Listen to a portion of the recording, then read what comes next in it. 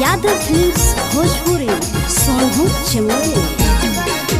ठंडा में अंडा खिलाइबो के छौरी सुतेले दे देबो गादा गे। ठंडा में अंडा खिलाइबो के छौरी सुतेले दे देबो गादा गे। के देखले बनाई के यार प्यार करबो सबसे ज्यादा गे। देखले बनाई के यार प्यार करबो सबसे ज्यादा गे। ठंडा में अंडा खिलाइबो के छौरी सुतेले दे देबो गादा गे। ठंडा में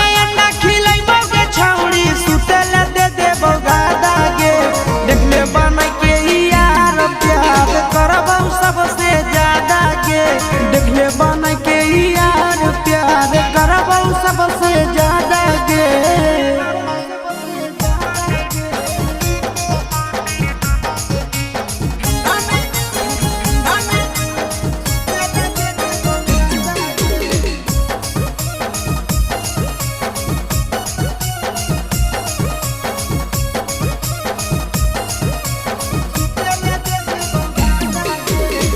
मानो हियो दिल से छौड़ी हियो दिलवाला गे।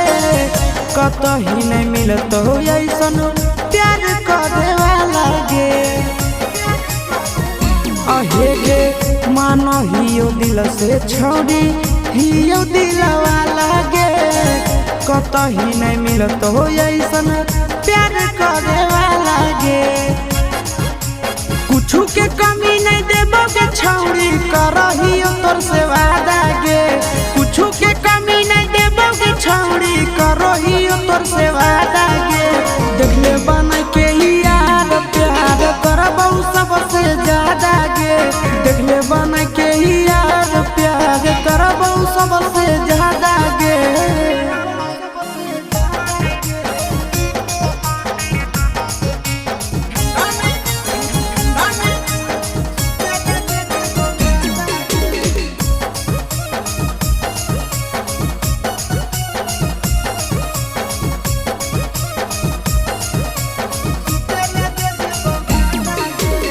कितना दिन ले घूमी छौड़ी आशीष नंदन के।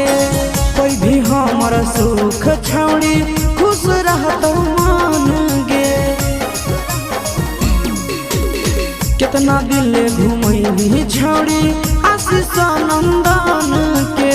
कोई भी जब सुख हमर खुश रहतो मन गे। आगे तोरे बनाइबो दुल्हन छौड़ी हमर हवी राधा गे। तोरे बनाइबो